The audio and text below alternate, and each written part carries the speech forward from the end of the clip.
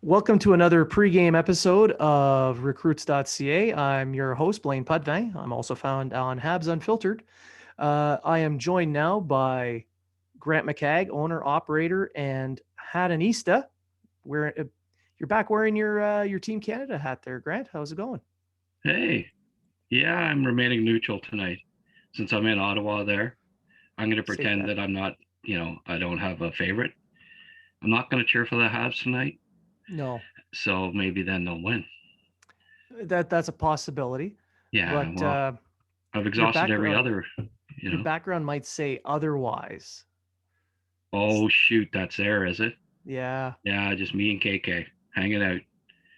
I've been giving them a bit of a few pointers for tonight, trying to inspire them.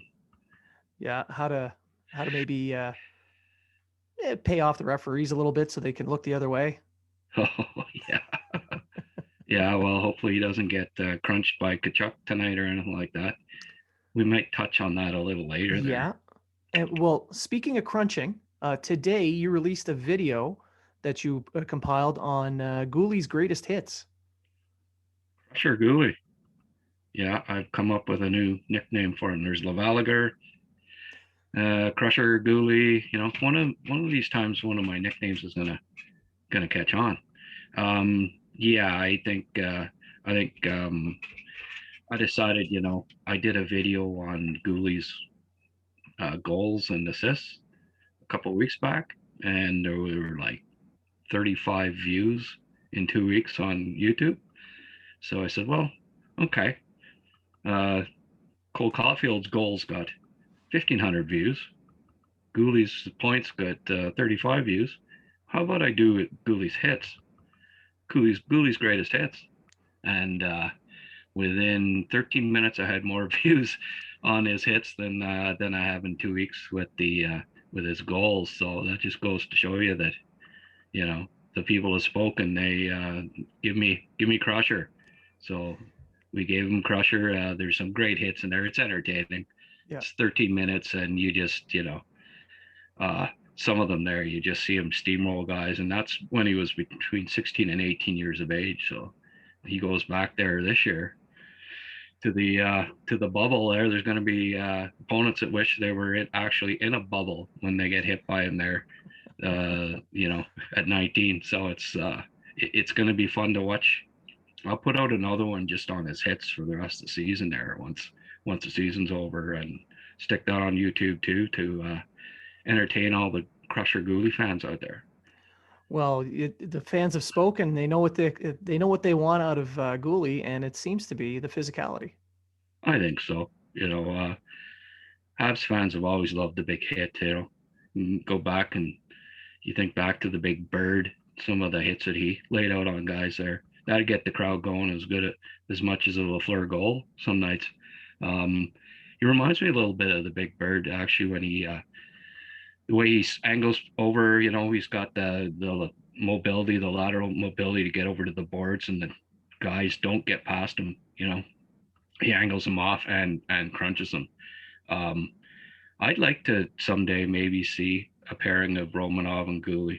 Even though they're both lefties, Romanov's they're already getting them ready on the right.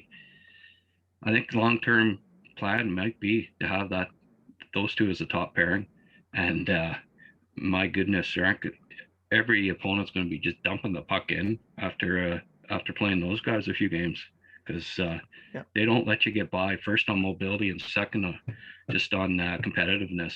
They love to hit. Looking forward to maybe that as a defense pairing someday. Now, just getting by players like that, you need a lot of combativity and a nose for that physical play. And it would seem that Tkachuk fits that bill. Um, Tonight, the Canadians are going to be playing Ottawa, and Tkachuk is in the lineup, of course, and we're expecting more of the same from him. You released an article just yesterday describing something to do with Tkachuk and Kotkaniemi. Could you walk us through a little bit of that? Yeah, I talked to a couple of NHL scouts who scouted both in their draft year pretty heavily, and have followed their careers pretty closely.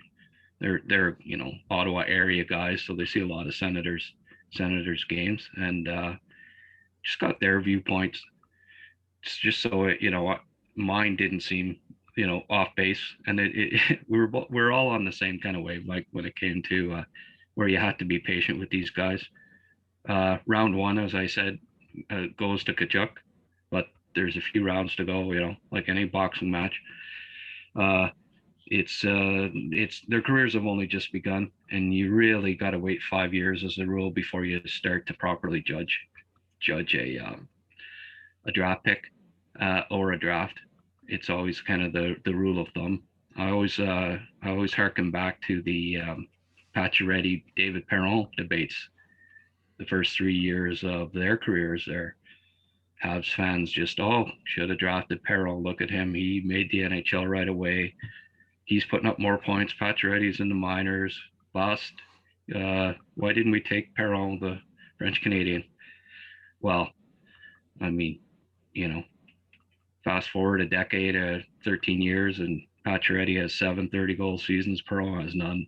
And I mean, who would you take today, right? So Perron was about a year older than Pacioretty. And you have to take that into account. It's the same with Tkachuk and Kotkaniemi. I can pronounce that right, eh? Kotkaniemi. Okay. Anyway, 10 months difference between those two. And I mean, Tkachuk was a man basically when he stepped on ice for the first time, after he was drafted. Grew up in a friggin' hockey family. His dad was a power forward. His older brother's a power forward. He knew what it took to play in the NHL from day one, and he was ready physically and mentally. Kotkaniemi, didn't expect him to make it, and he did. Right off the bat, he looked like Bambi out there. The first year, some nights there with those spindly legs, right? Still had some meat to put on him, and he's slowly, surely doing it. But he's at least a couple of years away from really being physically mature enough to put up the kind of numbers and to play consistency that that you want in a top 2 center, and that's what I believe he'll be down the road. So the best yet to come. Too early to judge who's going to be better in 3 years. I think it's going to be a lot closer than certainly what Ottawa Senators fans think, and some media members, even in Montreal, seem to think. You got to be patient and you have to wait. Yeah, and there's also a value to a center versus a winger as well. Absolutely, and I bring that up in the article as well. I made it free last night because we're trying to drum up some subscribers and got a lot of good comments on the article. So I want as many people to see it as possible and to see what, some of the writing content that I provide on occasion in there. So and hope that people will subscribe and support recruits. Let's hope so. There's some great stuff in there, and it deserves the support. Now, I mentioned that Montreal is going to be playing Ottawa tonight. Price is starting. Do you have any thoughts on this lineup change? Yeah, well, you told me that just before we went on air here. That wouldn't have been my choice. Certainly based on, I get the idea. I get it that he's saying, well, fresh start, new coach, everyone's got a clean slate, but he's already played each of them once, and who was the better goalie in the 2 games? So far, Allen's played much better. Yeah, and then all year, who's played better? Allen. So I think you had to make a statement and say, this is my team. I'm not going to let politics or pressure, outside pressures influence my decision. We're trying to win here. Not trying to placate the $10 million contract, the former superstar who has not been a superstar in the last 3 years, as far as I'm concerned. I mean, his numbers tell you that when he's got a save percentage outside of the top 40 the last 2 years. That's not even starting goalie numbers. That's mediocre backup numbers. I would have started Allen because he's the one that's playing better. He's the one that gives you the best chance to win. Now, on the other hand, I think the Canadians are going to come out just flying tonight. I really think that they are pissed off that Ottawa's beaten them 3 out of 4, and that they were, the team that got Claude fired. And I really think, last game they were really good, and I think it's going to be the same tonight. I think the Canadians play one of their best games of the year. They'll be inspired. They will be committed. And I don't think it really matters who's in net tonight. I think they're winning. Now, hopefully, Price is at least average, and he doesn't let in a couple of bad ones and that deflates them. That's the only way I think that they lose tonight. Otherwise, I have a feeling that they're going to be smoking tonight, and they're going to come out with a big win. That's my feeling. Okay. Well, I hope you're right, especially Yeah, on the Carey Price thing, because I feel that if he lets in a weak goal early, that's it for his confidence, because everything seems to be in between the ears for him. And a weak goal early in the game would just crush him. I think he's got to have a short leash with Price. If he Yeah. has a bad first period and they're down 2-3, he lets in 2 or 3. I think you got to put Allen in there because there's still time to win. Uh, I'm not, you're asking me about keys to the game there before we started, and that's not really my forte. But you're the coach. I'm going to ask you. Who do you think? What do you think are the keys to the game tonight, Blaine? Well, you mentioned the game they played against Winnipeg and how well they played. I think they got goalied in that game with Hutchison. Hutchison. Hellebuck? Hellebuck. My mistake. Yeah, I think they got goalied in that game. So if they can play that type of game where they were going in 5-man units, they were providing support, especially in the defensive zone where they're given short pass outlets. There's a 3-man unit on a puck carrier. You get one F1 for the puck pressure, and you have an F2 and an F3 that are there for outlets. And if the F1 fails, those two other forwards are there to cut off those passing lanes, and it minimizes the effectiveness of that counterattack. That's the kind of game that they have to play. It's what they were doing at the beginning of the season, and it seems to be the goal for Ducharme. The major key to the game: win. I could have came up with that one. Score more goals than the other guys. Score more goals than the other guys. Yeah. You hit the nail on the head when it came to the confidence of this team. If they can come back and they can avenge that loss, especially with that late reversed call right before overtime, I think the guys are very, very angry about that. I agree with you 100%. So if they can come out flying and they can make this a statement game, then this could be that springboard that takes them further into the season where they can actually make some noise. Yeah, and I think maybe that's part of the thinking Deschamps having here. I think he expects the team to be really, really motivated and flying tonight. And if they can get Price a win, maybe that helps bounce him back, gets his confidence instilled again, and he starts to play up to his potential because they need him. Yeah.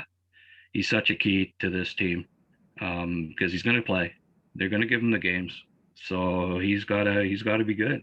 And part of that, him being good and getting back to where he can be, is to get his confidence back. So I believe the team's going to really, really play hard for him tonight, and for the coach and for themselves, because they and Claude even, this team got Claude fired to a certain degree, and I think that they want payback,